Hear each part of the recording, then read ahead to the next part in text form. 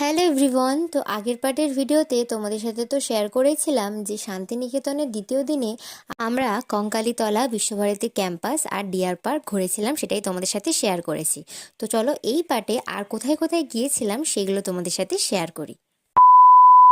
তো deer park থেকে বেরিয়েই আমরা চলে গিয়েছিলাম আরও একটা খুব সুন্দর জায়গায়, সেটা হচ্ছে সৃজনী শিল্পগ্রাম। আর এখানে প্রবেশের জন্য কিন্তু এন্ট্রি ফি লাগে। আর তোমরা যদি কেউ এখানে এসে ক্যামেরাতে স্পেশালি ভিডিও শ্যুট করতে চাও, তার জন্য কিন্তু ওনাদের কাছ থেকে আগে পারমিশন নিতে হবে, আর এর জন্য এক্সট্রা চার্জেসও লাগে। তবে মোবাইল দিয়ে কোনো ভিডিও করলে কোনো চার্জেস লাগে না। আমরা যেদিন এসেছিলাম সেদিনকেও দেখেছিলাম অনেকে গানের ভিডিও শ্যুট করছে, তো সেই কারণে তোমাদেরকে একটু বলে রাখলাম এটা। আর এখানে আমার আরও একটা জিনিস যেটা ভালো লেগেছে সেটা হচ্ছে এখানে না আমাদের ভারতের বিভিন্ন রাজ্যের এরকম নাম লিখে তার সামনে একটা ঘর করা আছে।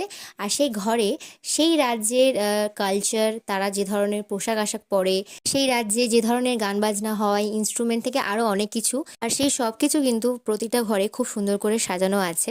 আর এখানে না ছোটো মতো একটা মার্কেটও আছে যেখান থেকে তোমরা শপিংও করতে পারো। তো এখান থেকে বেশ অনেকক্ষণ ঘুরে টুরে আমরা নেক্সট চলে গিয়েছিলাম সুরুল রাজবাড়িতে। আর এখানেও কিন্তু আমাদের প্রবেশের জন্য 10 টাকা করে এন্ট্রি ফি লেগেছিল। আর আমি কিন্তু এই রাজবাড়িটাকে অনেক সিনেমাতে দেখেছিলাম। তোমরা কি কেউ বলতে পারবে কোন সিনেমার শুটিং এখানে হয়েছিল? তো আমরা এখানে কিন্তু অনেকক্ষণই ছিলাম, আর দেখতেই পাচ্ছ খুব শান্ত পরিবেশ। তো তোমাদের আমার ভ্লগগুলো কেমন লাগছে আমাকে কিন্তু অবশ্যই কমেন্টসে জানিও। আর তারপর এখান থেকে আমরা বেরিয়ে চলে গিয়েছিলাম কিন্তু বৌদ্ধ মূর্তির সামনে। আর ভিডিওটা দেখে তো বুঝতেই পারছো আর কিছুক্ষণের মধ্যেই সন্ধে হয়ে যাবে। আর সেই সকাল 11টা নাগাদ আমরা হোটেল থেকে বেরিয়েছি সাইট সিন ঘোরার জন্য।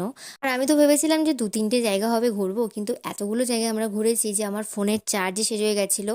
তাও কোনো রকমে মায়ের ফোন থেকে বাবার ফোন থেকে ভিডিও করে কাজ চালিয়েছি। শান্তিনিকেতনের ডে 2 আজকে এখানেই শেষ। দেখা হচ্ছে নেক্সট ব্লগে। বাই।